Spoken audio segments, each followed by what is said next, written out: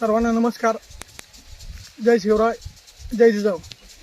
मी सरपंच गणेश भास्करराव काकड, गट ग्रामपंचायत कार्यालय चिखला खंडाळा येथील सरपंच असून या गेल्या 2-3 दिवसामध्ये जे माझ्या चिखला गावातील वातावरण हे जे दूषित झालेलं आहे त्याची सत्यता, माझी विनंती आहे सर्वांनी अगोदर सत्यता तपासावी व त्याची पडताळणी करावी की त्यामागची सत्यता काय आहे.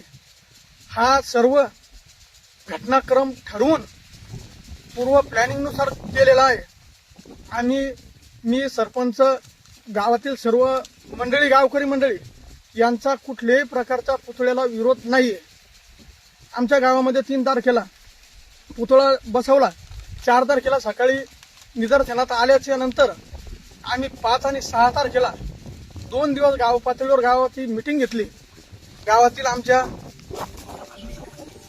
चिखला गावातील वंजारी समाजाचे, मराठा समाजाचे, माळी, सुतार, लोहार सर्व जाती धर्माच्या लोकांनी बोलवलं. सर्वांना बोलवलं मंदिरामध्ये गावातील व त्यांना ती परिस्थितीची जाणीव करून दिली. सगळ्या लोकांचं, गावकऱ्यांचं एकच मत आलं की हा जो पुतळा मध्यभागी मांडलेला आहे तो आपण एका ठिकाणी कुठेतरी घेऊया त्यासाठी, जेणेकरून मध्यभागी घेतला तर गावातला कुठलाही कार्यक्रम घेण्यासाठी अडचण निर्माण होईल किंवा भविष्यात तिथं एखाद्या कार्यक्रमामध्ये त्याच्या शेजारी, पुतळ्याच्या शेजारी टिप्पल वगैरे काढल्या जाईल, काही कुटुंबांना घडू नये भविष्यात. म्हणून हा पुतळा ग्रामपंचायतच्या आवारामध्ये मी त्यांना गावामध्ये 3 ठिकाणी जागा, योग्य ती जागा दाखवली व त्या दिवशी मीटिंगमध्ये 7,500 रुपये मी स्वतः वर्गणी जमा केली. मी स्वतः पुढाकार घेऊन आपल्या गावातील जितके घरं असतील त्या प्रत्येक घराने 1,000 रुपये वर्गणी आपल्याला पुतळ्यासाठी द्यायची आहे हे असं आमचं ठरलं व वर्गणी सुद्धा 7,500 रुपये ती माझ्याकडे जमा आहे. परंतु हे जे संजीवनी वाहक आहे हिने जाणीवपूर्वक ठरवून हे जातीय दंगल, जातीय वाद, जातीय तेढ निर्माण करण्याचे काम ती करत आहे.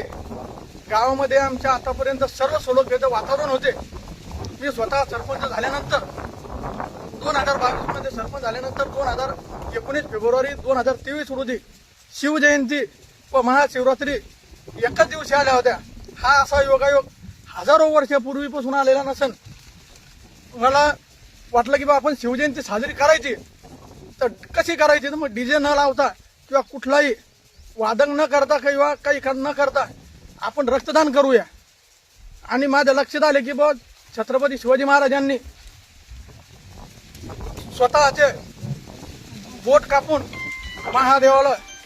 महादेवच्या पिंडीवर रक्त अभिषेक केलेला आहे आणि रक्त अभिषेक केल्यानंतर स्वराज्य स्थापनेची शपथ घेतली.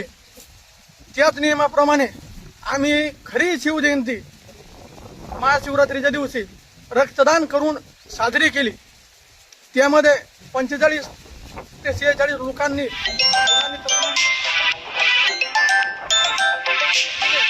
त्यामध्ये किमान 38 ते 40 जण हे वंजारी समाजाचे युवक होते.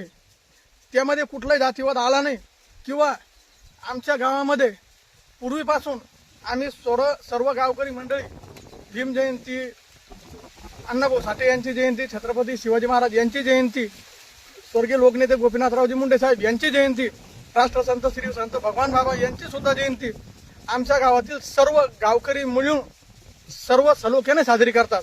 आणि प्रत्येक जयंतीला संध्याकाळी जेवण वगैरे ठेवून कार्यक्रम साजरा केला जातो.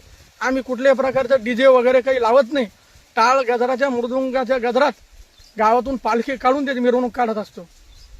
आमच्या गावामध्ये तसं कुठल्याही प्रकारचं वातावरण नाही. परंतु काही हे जे राजकीय मंडळी, नेते मंडळी, समाजाचे पुढारी यांना माझी हात जोडून विनंती आहे की त्यांनी माझ्या गावातील येऊन वातावरण विनाकारण दूषित करू नये व जो हा झालेला प्रकार आहे या प्रकाराला तर मी कुठेही समर्थन करत नाही. खरी सत्यता ही अशी आहे की ज्यावेळेस 3 तारखेला पुतळा बसवला, आम्ही 5 तारखेला 6 तारखेला मीटिंग घेतली आणि ठरलं की योग्य ठिकाणी त्यांना सांगितलं की 3 ठिकाणापैकी कुठलाही स्पॉट निवडा आणि त्या ठिकाणी आपण असा पुतळा बसू. परंतु त्याच्यानंतर हे मिटवण्याच्या मनस्थितीत नव्हते, त्यांना फक्त जागा हवी होती तीच. तर त्यासाठी आम्ही रीतसर पुतळ्याची जबाबदारी कोणीच घेणार नसल्यामुळे आम्ही 7 तारखेला पोलीस स्टेशन बीबी येथे FIR दर्ज केला व दर्ज केल्याच्या नंतर आम्हाला 17 फेब्रुवारी रोजी SDO साहेब यांचे कार्यालयाचे पत्र आले व अवैध असा पुतळा काढण्यात यावा असे त्यांचे आदेश आले. तरी सुद्धा आम्ही 19 तारखेला छत्रपती शिवाजी महाराजांची जयंती असल्या कारणाने गावामध्ये सलोख्याच्या जातीचं सर्व कुठेही गालबोट लागू नये म्हणून आम्ही छत्रपती शिवाजी महाराजांची जयंती ही मोठ्या उत्साहात साजरी करण्यासाठी पुतळ्याला हातही लावला नाही व 19 तारखेला सर्वांनी मोठ्या उत्साहात जयंती साजरी सुद्धा केली.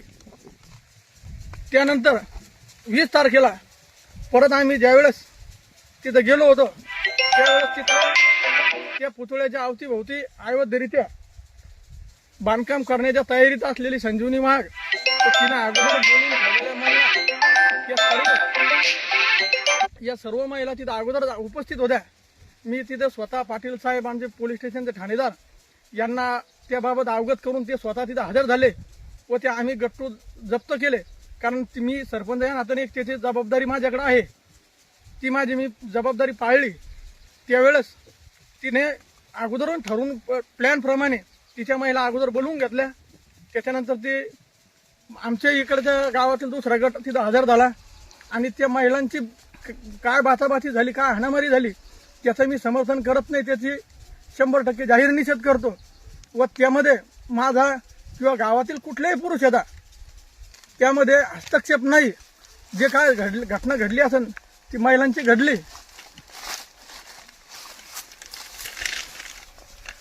ती महिलांमध्ये हाणामारी झाली ती महिलांमध्ये झाली. कुठल्याही पुरुषाने किंवा कोणी त्या महिलेला कुठल्या हात लावला नाही.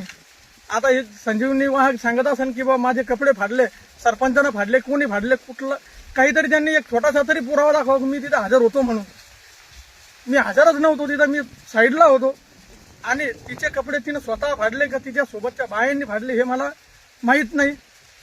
आणि हा त्यांनी मिळून ठरवून केलेला प्लॅन होता.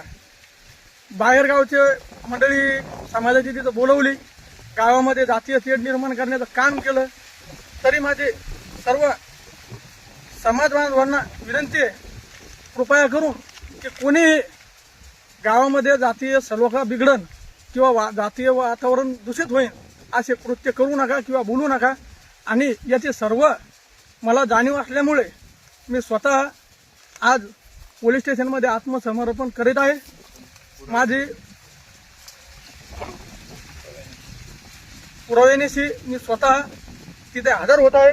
कारण माझ्याकडे सर्व रीतसर केलेले पत्रव्यवहार आहे माझ्या ग्रामपंचायतीनं केलेले.